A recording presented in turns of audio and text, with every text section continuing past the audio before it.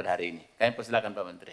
Bapak Ketua yang saya hormati, Bapak Wakil Ketua dan jajaran teman-teman Komisi 5 yang saya hormati.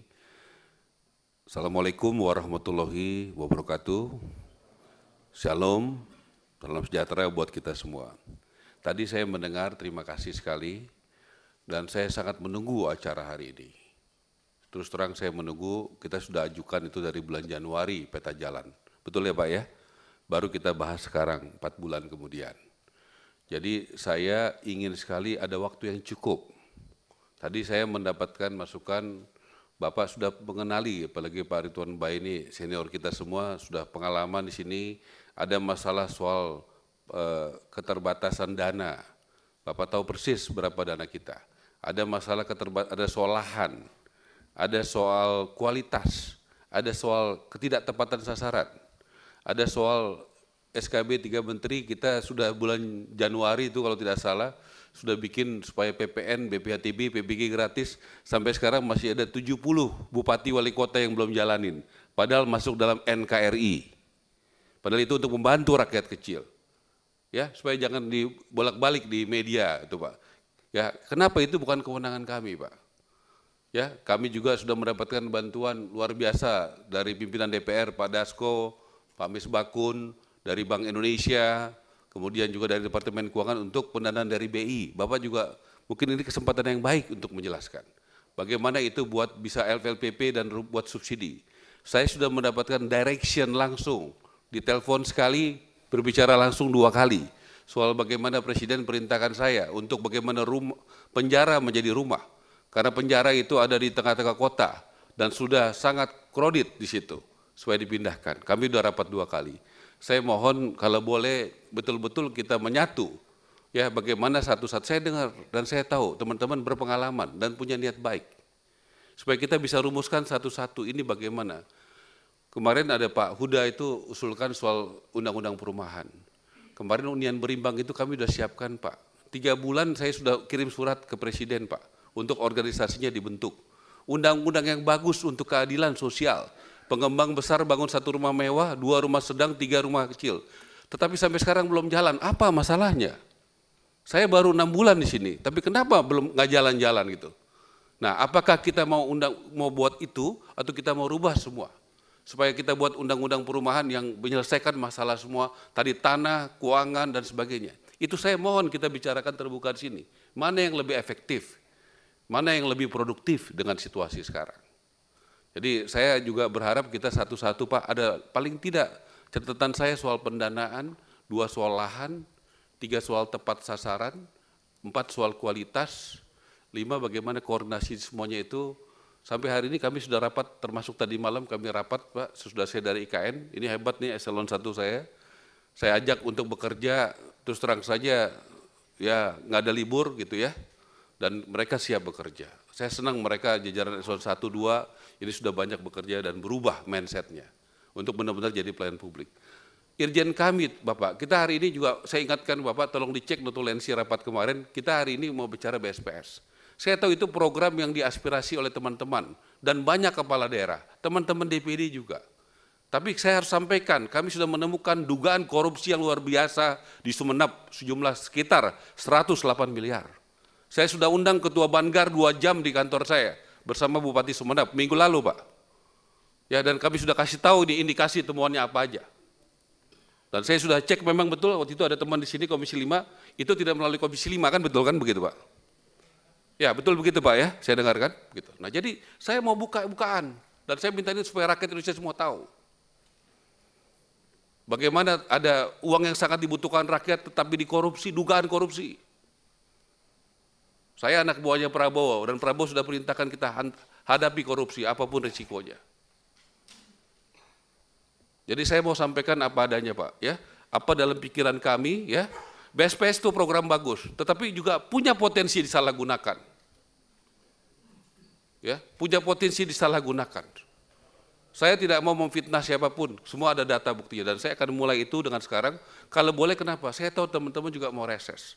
Ya, kita sudah bicarakan kemarin berkali-kali dengan bapak-bapak, tolong buat aturan kita sama-sama. Ini saya mau buat aturan kalau bisa 2 minggu lagi keluar. Supaya itu bisa dijalankan Pak.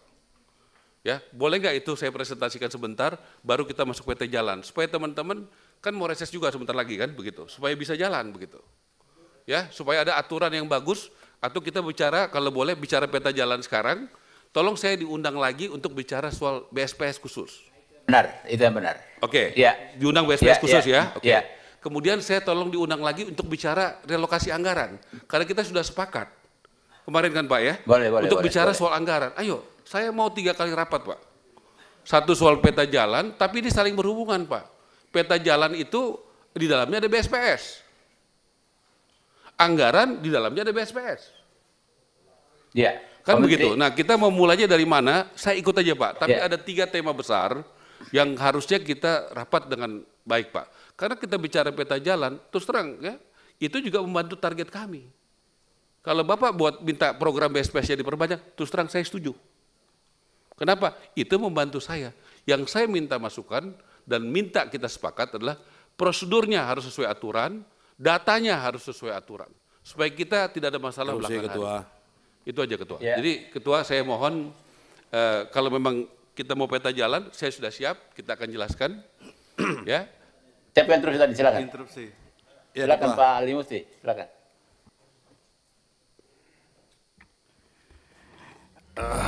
Terima kasih. Assalamualaikum warahmatullahi wabarakatuh.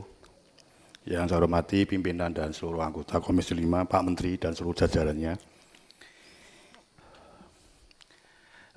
Saya bernafas panjang mendengar penjelasan Pak Menteri tentang BSPS ada problem.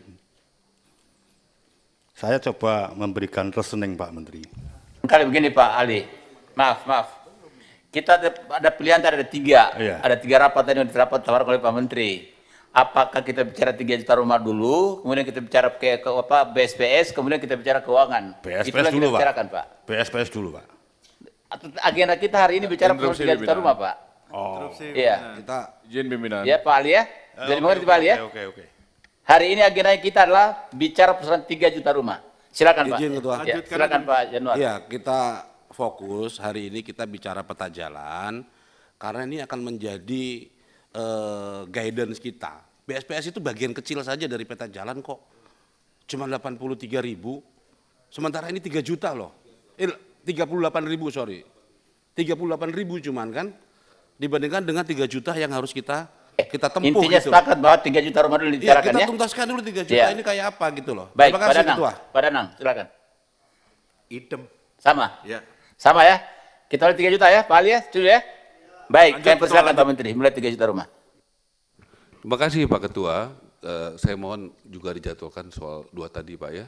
Soal walaupun tadi saya sampaikan ada relasinya. Ya, jadi ini kan kita bicara peta jalan yang masih dinamis. Contoh, kalau kita sepakat anggarannya contoh ada relokasi, contoh soal rumah susun misalnya itu dijadikan BSPS. Berarti itu akan merubah peta jalan. Sepakat Pak Menteri, kita sepakat bahwa Ya. 3 juta rumah hari ini berikutnya kita jadwalkan dua agenda tadi Pak. 2 agenda Ya, tadi Pak. ya. Jadi supaya berhubungan. Baik, sudah paham Pak Menteri, sudah paham. Bisa tuntas gitu ya Pak ya? Ya, bisa. Nah. Baik Pak. Silakan disampaikan peta jalannya.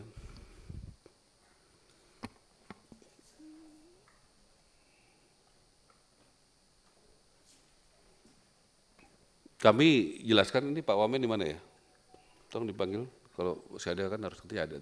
Jadi kami itu ada 3 juta, saya terbuka semua sampaikan, 2 juta itu tanggung jawab saya sebagai menteri, 1 juta itu investasi luar negeri, saya tugaskan Wamen untuk konsentrasi di situ. Itu pokok dasarnya, dan kita sudah bicara dengan Ketua Satgas Pak Hasim. Jadi itu saya mulai dari situ ya, pembagian tugas, tetapi tetap saya bantu. Buktinya bulan lalu saya ke Doha bersama mendampingi Presiden untuk juga membantu bagaimana investasi luar negeri. Yang saya tahu, tolong lanjut.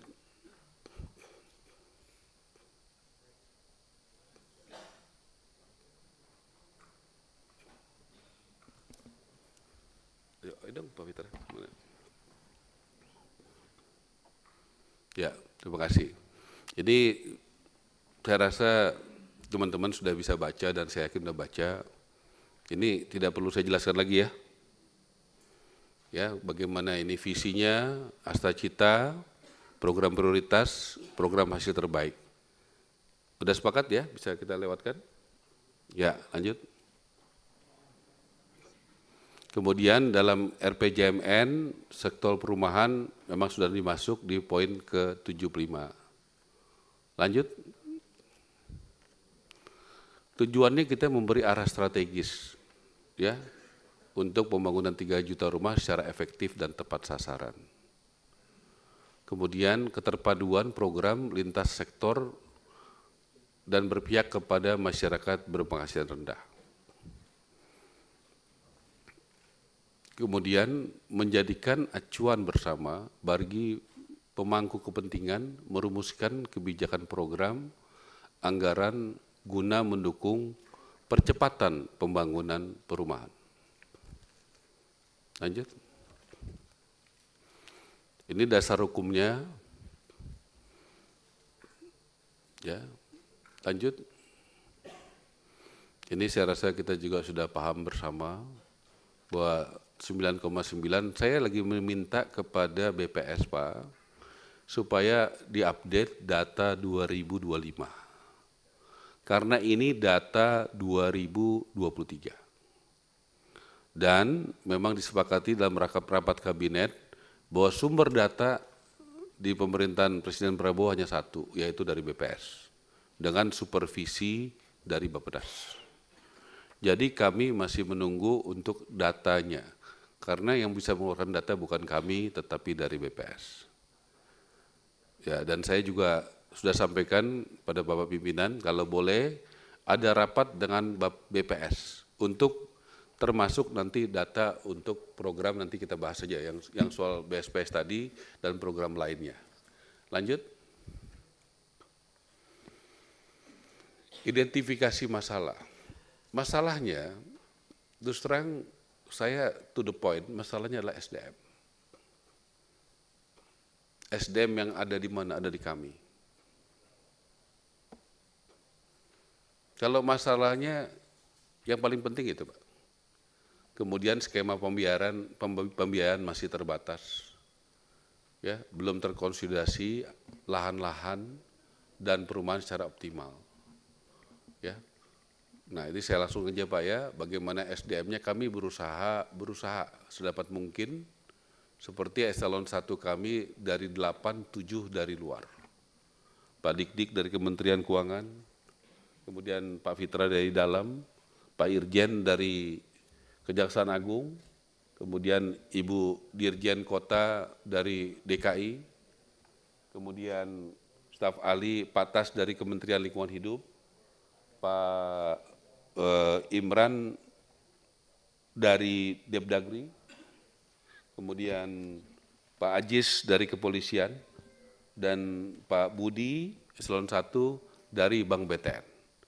Karena BTN paling banyak, misalnya contoh rumah targetnya yang sudah disiapkan dari 350.000 Pak, tahun ini 250.000 itu dari BTN Pak, sisanya baru yang lain.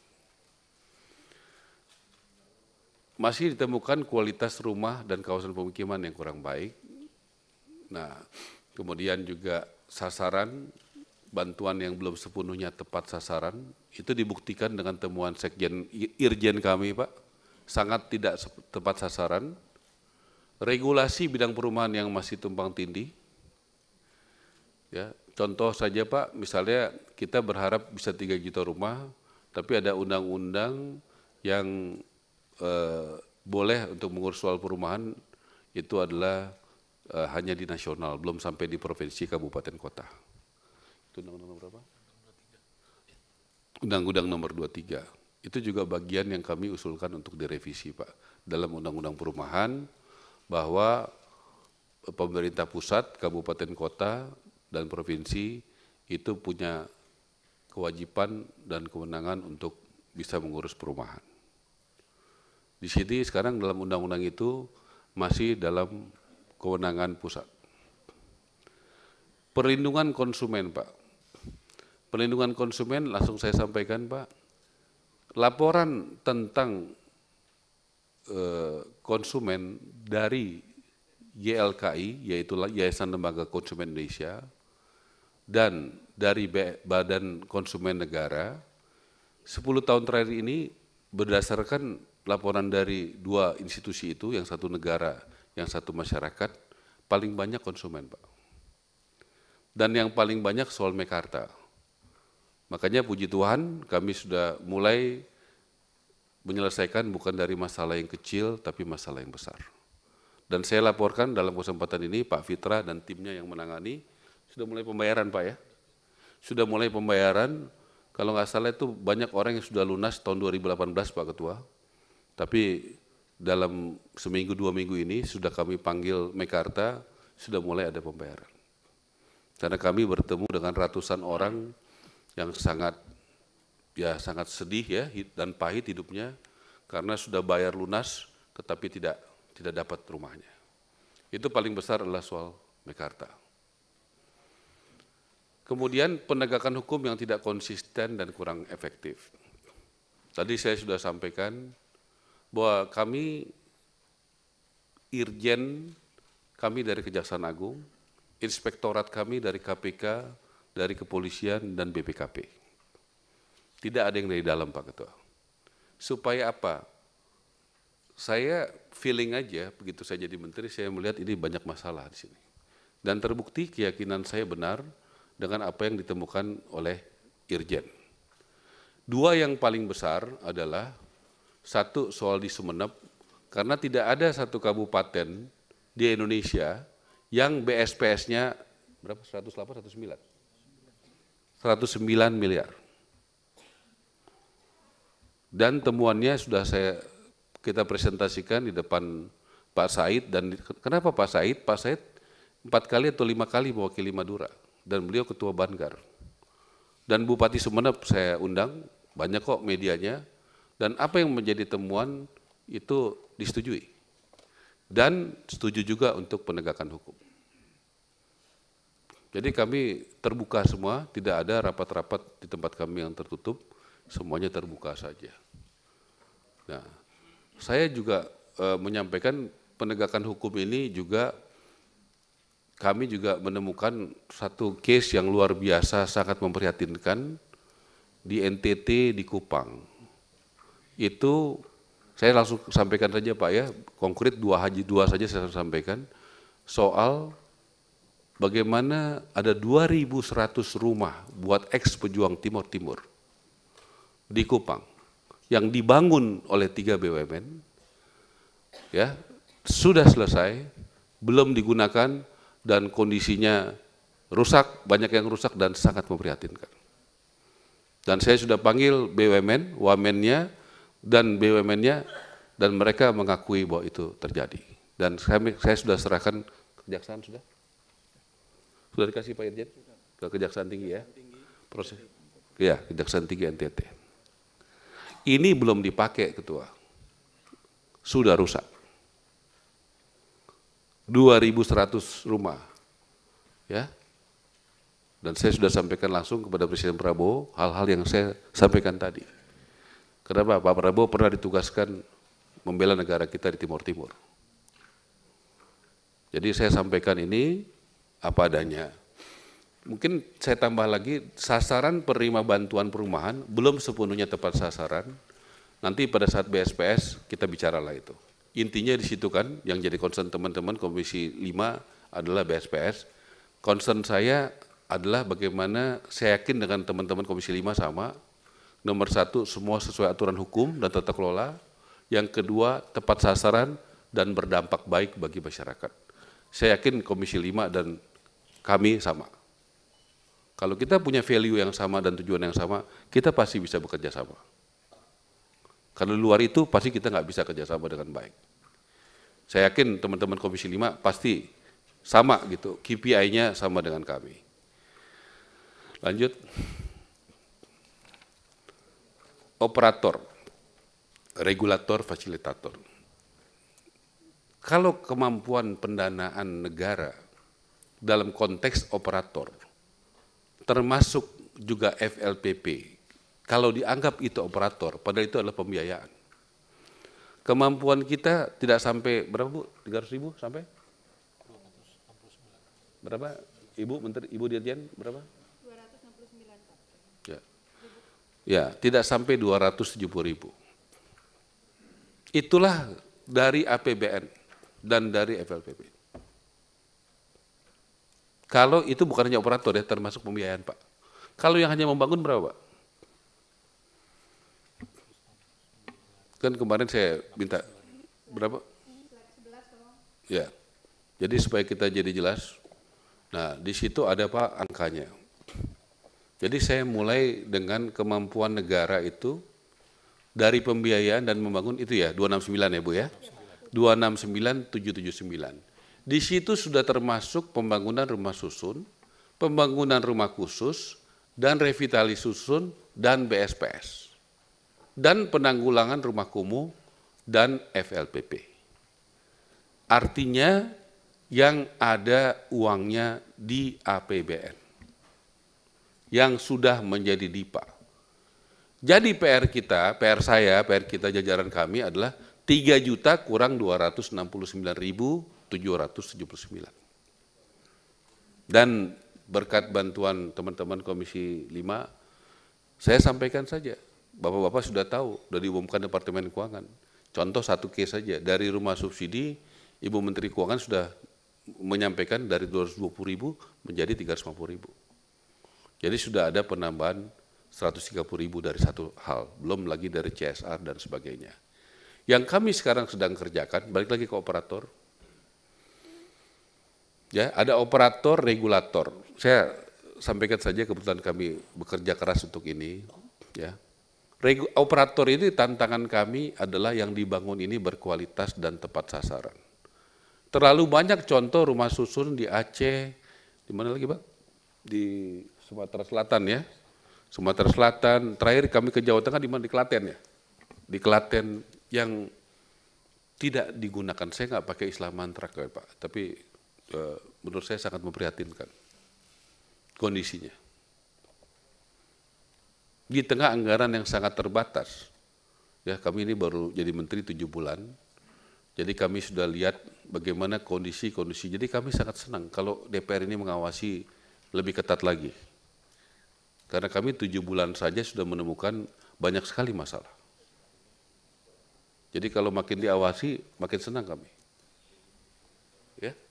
Ya, mudah-mudahan kita bisa sama membuat parameter-parameter yang objektif.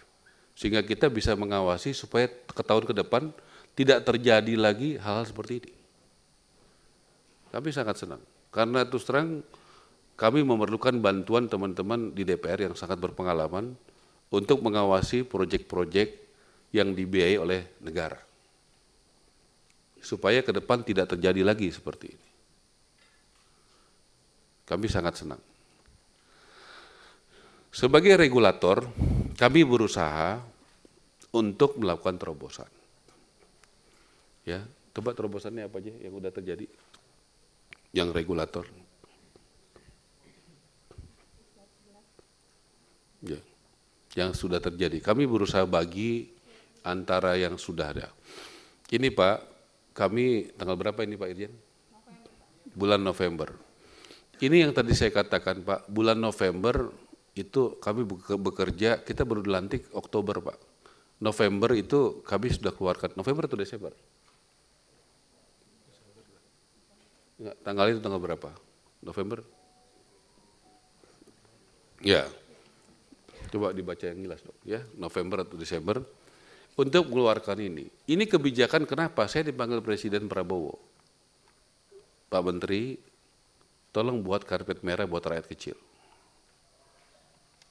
Artinya berikan kemudahan, kemurahan, kalau perlu gratis bagi rakyat MBR. Apa yang saya lakukan, saya rapatlah dengan Mendagri, diskusi dengan Menteri PU. Ya, atas perintah Presiden Prabowo, kita mengeluarkan kebijakan Pak, pembebasan biaya bea perolehan hak atas tanah dan bangunan, BPHTB, yang tadinya 5% jadi gratis Pak. Pembebasan restribusi persetujuan bangunan gedung, yang tadinya bayar jadi gratis. Kemudian mempercepat proses izin, ya tadinya 45 hari jadi 10 hari. Di beberapa daerah itu tidak sampai 1 hari. seperti di Sumedang, seperti di Badung, Bali, di Gianyar, Bali. Ya, tanggal berapa Pak? Ya, 25 November 2024. Tapi saya juga harus laporkan hari ini Pak, supaya tidak dipelintir di lapangan. Ini bukan kewenangan saya Pak, kewenangan kepala daerah. Karena harus ada perkadanya. Sampai hari ini masih ada sekitar berapa? 70, 80? Sekitar 60 yang belum membuat perkadanya Pak Ketua. Padahal kita NKRI, Negara Kesatuan Republik Indonesia. Apakah itu kewenangan saya? Tidak. Tapi kita sudah bikin payungnya di atas Pak. Kalau sosialisasi setiap hari Senin, Pak Mendagri itu bikin acara Zoom dengan semua kepala daerah. Sudah beberapa kali kita datang untuk sosialisasi selama berbulan-bulan ini. Tapi faktanya, masih ada kepala daerah yang masih belum mengeluarkan itu. Contoh aja, kemarin saya baru dari dari Balikpapan. Dari Balikpapan ya kemarin Pak Irjen ya. Saya tegur, kok Balikpapan belum keluar? Ya, padahal wakil wali kotanya adalah Ketua REI dari Balik. Bapak kan REI juga boleh cek Pak.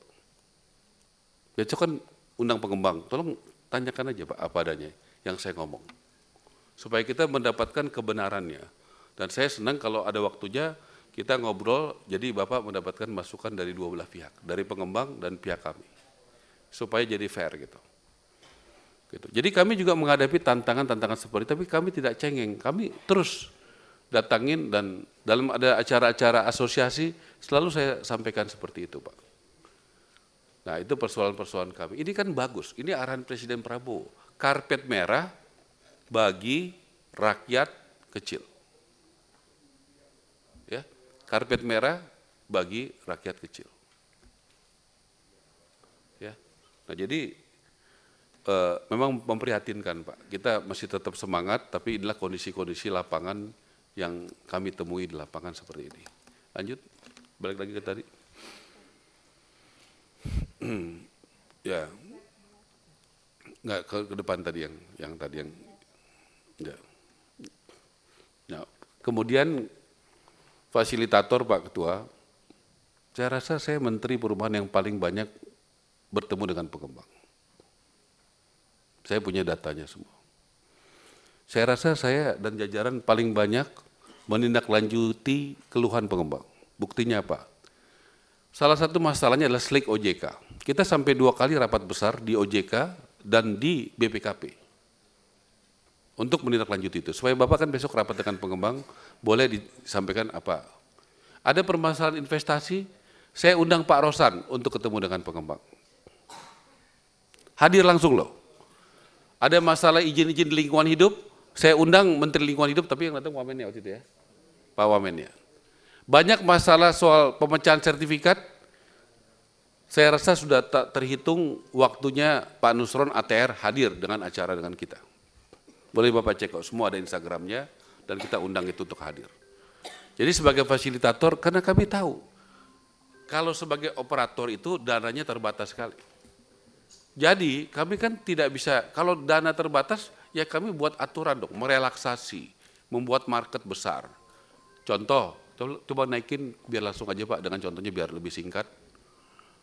Coba yang MBR, kriteria MBR yang kita buat 2 minggu lalu. Ya, jadi Bapak, ini juga kadang dipelintir Pak. Kita justru mau membantu Pak. Dulu itu sebelum saya keluarkan kebijakan ini baru bulan lalu saya keluarin, atau bulan awal bulan ini Pak. Itu kriterianya contoh Pak, itu hanya yang lain-lain dan Papua Pak Robert, kan gitu. Ini kita naikin besar sekali Pak. Dulu kan 7 sama 8 juta ya. Sekarang itu Pak sampai 14 juta Pak. Supaya apa? Saya termasuk orang yang melihat kalau satu bapak, satu istri, 2 anak 14 juta, menurut kami, dan itu penelitian daripada BPS, termasuk MBR Pak. Kemudian juga dengan begitu Pak, kenapa sekarang kita lihat Pak, misalnya di Bandung, di Jakarta, di mana, itu kan orang rata-rata beli rumahnya kan di luar. Kami juga izin Pak, nanti mudah-mudahan cepat saya akan presentasikan. Kami akan buat, memang konsentrasi saya salah satu yang utama soal adalah rumah subsidi. Kenapa rumah subsidi menurut saya adalah program andalan yang adil bagi rakyat, bagi pengembang, dan juga bagi bank karena NPL-nya rendah. Jadi kami akan membuat model baru yang selama ini tanahnya 60 meter, minimal nanti akan 30 meter. Ada yang satu kamar, sekarang hanya 2 kamar dengan desain-desain. Kenapa? Banyak sekali rumah subsidi dipakai oleh buruh, Pak. Kalau dia pakai 2 kamar, itu terlalu mahal buat dia. Nah, dia banyak buruh itu yang single, Pak. Kami sudah ketemu buruh banyak sekali, termasuk kami sudah alokasikan buat buruh, dan kita sudah sampaikan, sudah mulai memberikan kepada buruh kunci, 100 kunci rumah. Jadi kami banyak menemukan situasi yang ya bertahap kami bereskan. Salah satunya ini Pak, boleh Bapak cek besok dengan pengembang, ini sangat membantu melebarkan daripada konsumen dan pengembang untuk bergerak. Nah ini kita akan rubah Pak, minimal saya udah lihat desain-desain yang bagus yang tanahnya tidak sampai 30 meter itu sangat cocok di perkotaan seperti Depok, Bekasi, ya dapilnya Pak Uda, yang tanahnya sudah mahal, ya, tetapi bisa dinaikin ke atas. Jadi kita tentu harus banyak kreativitas Pak dengan situasi seperti sekarang. Lanjut. Ya. Nah, kemudian bagaimana mencapainya? Tolong yang terakhir aja langsung. Yuk, satu halaman terakhir aja. Yang bagaimana yang tadi kita bahas. Nah, berarti upaya lain Pak, itu 2.730.221. Dari mana tambahannya? Ini namanya upaya Pak. Upaya itu kalau Bapak setuju. BSPS bisa nggak kita rubah misalnya rumah susun, kalau selama itu sesuai aturan ya, sesuai dengan tata kelola menjadi rumah susun. FLPP tambahan, kalau ini Pak sudah ada 130.000. Tapi kami mau tambah lagi. Itu saya jelaskan juga Pak, berkat tadi saya sampaikan bantuan Presiden Prabowo, di sini yang sangat membantu kami Pak Dasko dan Pak Misbakun dari Komisi 11. Ya, saya juga ada koordinasikan dengan Pak Said bahwa kita juga ada pembiayaan yang bisa dari kebijakan BI Pak, buat komersial dan itu. Kemudian pembiayaan mikro Pak, ini dari SMF. Kami akan berusaha nge-push SMF ini besar Pak. Ya, tapi ini saya ngomong yang pahit-pahit aja. Dari mana sih tambahannya? Mudah-mudahan karena SMF itu kan bisa membiayai buat renovasi, Pak. Nah, itu juga kami akan push lebih besar dari tahun sebelumnya. Kemudian investasi luar negeri ini dari awal saya sudah berbagi tugas dengan Pak Fahri, wamen saya. Ya, beliau dibantu oleh tim Satgas, Pak Hasim untuk konsentrasi fokus. Pak Fahri selama 7 bulan ini udah berapa kali keluar negeri? 8 kali keluar negeri untuk fokus ngurusin investasi luar negeri. Jadi saya minta kita berbagi tugas dari awal, memang tidak mudah Pak. Itu harus fokus ya, saya sampaikan kepada Wamen, fokus dalam investasi luar negeri. Dengan target 1 juta Pak, upaya. Sayang beliau tidak hadir, kalau hadir dia bisa jelaskan upaya-upaya apa yang 8 kali sudah pergi ke luar negeri untuk berjuang untuk mendapatkan itu. Kemudian kalau saya 1 kali dan saya tahu itu tidak mudah Pak, ya APBD apa pembangunan baru, ya ini juga kita juga coba dorong. Kemarin kami berbicara ada 1 bupati yang sudah menganggarkan Pak, kalau tidak salah Halmahera Tengah. Halmahera Tengah itu bupatinya sudah menjalankan. Makanya kami memerlukan dukungan untuk merevisi undang-undang tadi supaya bupati dan gubernur wali kota boleh juga secara legal karena sekarang mereka takut-takut. Nanti kalau mereka masuk ke perumahan sementara itu tanggung jawab pusat Pak. Makanya saya kemarin udah pikir-pikir apakah bisa nggak kita revisi aja undang-undang perumahan ini supaya juga termasuk ada kewenangan gubernur dan bupati wali kota untuk juga bisa mengurus sektor perumahan Pak. Kita kasih payung hukumnya, ya gitu. Saya nanti minta arahan. Apakah sebaiknya ini yang apa organisasi kita namanya BP3 ya. BP3 itu organisasi untuk mengeksekusi hunian berimbang, Pak. Nah, ini apakah kita jalankan segera? Kantor udah kami siapkan, ya, tim udah kami usulkan ke Seknek ya. Sudah diusulkan ke Seknek? Persetujuan perubahan Perpres 9. Ya, persetujuan Perpres 9-nya. Udah kami kirim, Pak. Kalau Bapak membutuhkan buktinya, kami sudah siapkan. Kami menjalankan kok. Pikiran kita sama. Bahkan kami sebagai pemerintah sudah mengeksekusi, Pak. Cuma apakah itu kita bagus ke sana, Pak Huda, atau bagus kita rubah undang-undangnya, Pak, secara menyeluruh? Saya ikut aja, Pak. Ya, mana ini kan kita hari ini bagaimana sinergi DPR dan Kementerian PKP, mana yang lebih efektif, mana yang lebih produktif. Kalau mau jalan satu-satu atau kita revisi undang-undang baru kita jalankan, saya ikut aja. Ya, supaya kita juga nanti ada, ini bagian peta jalan. Terus terang, revisi undang-undang itu juga bagian dari peta jalan kami, Pak. Karena peta jalan itu juga perlu diatur perundang-undangan. Kalau undang-undang itu nanti mengatur teman-teman menyangkut pembiayaan, lahan, tugas provinsi, bupati, wali kota, itu akan memudahkan kami, Pak.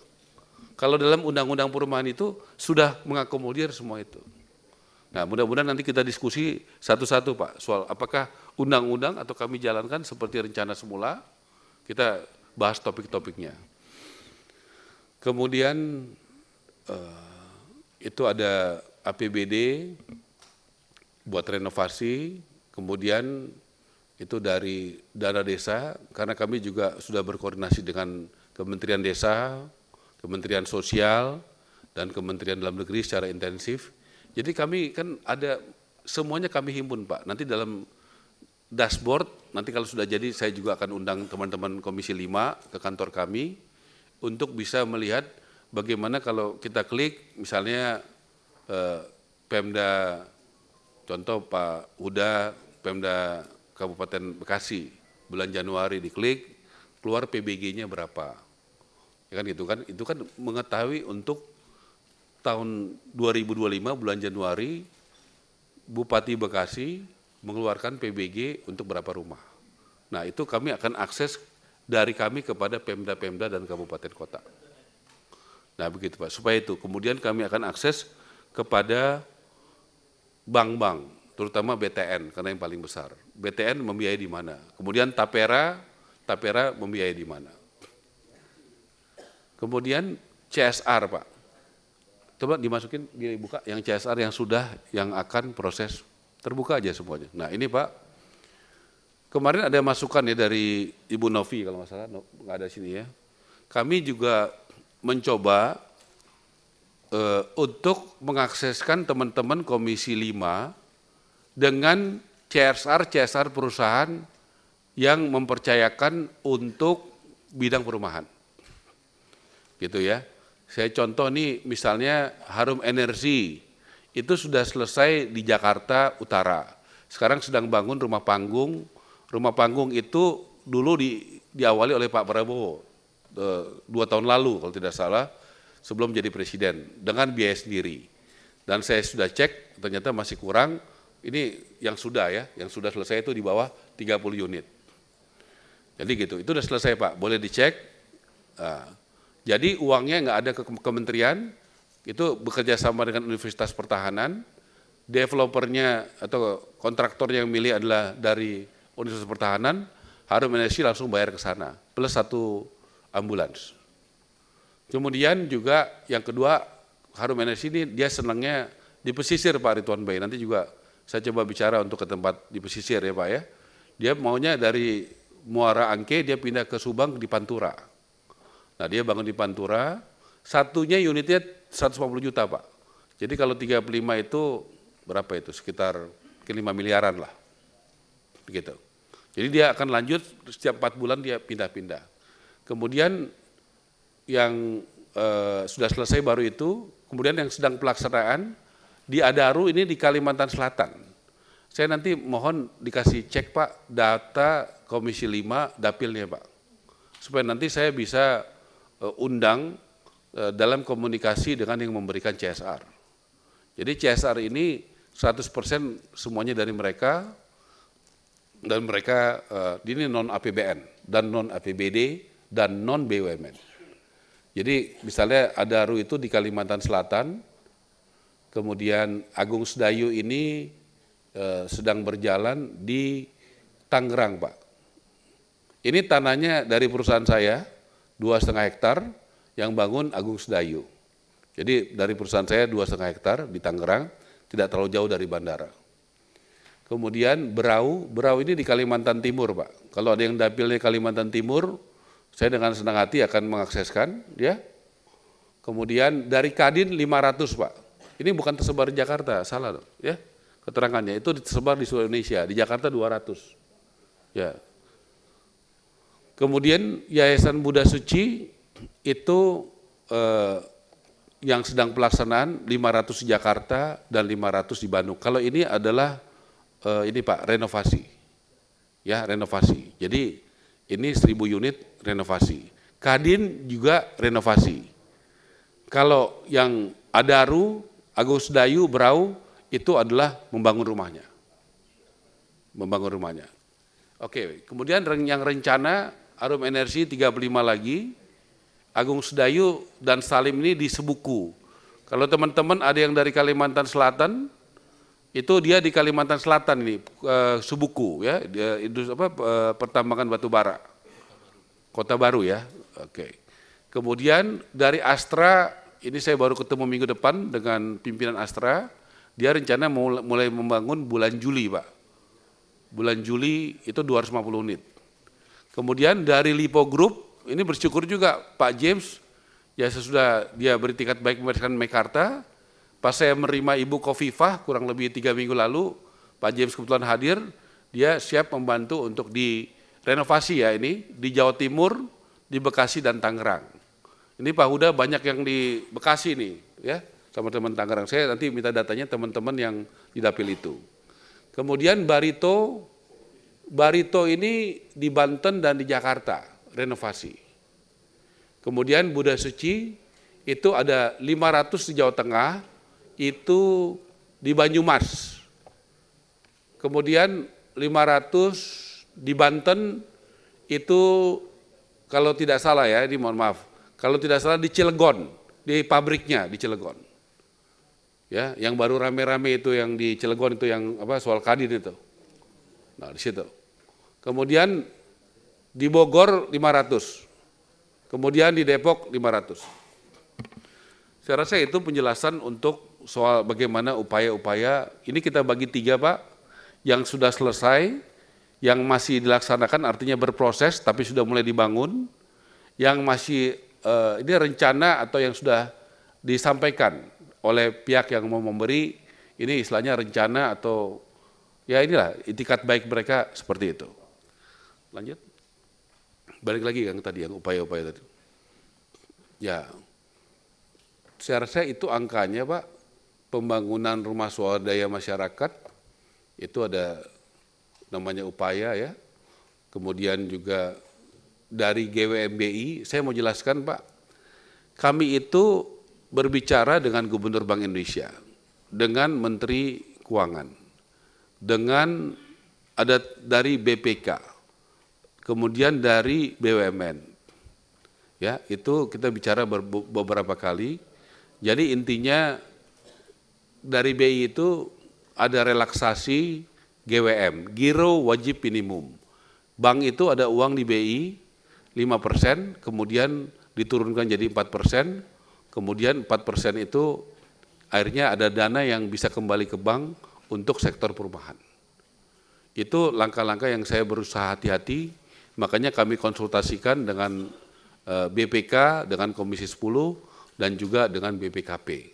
Supaya langkah-langkah itu menurut saya langkah terobosan, karena di tengah keterbatasan APBN, ya kami berpikir itu.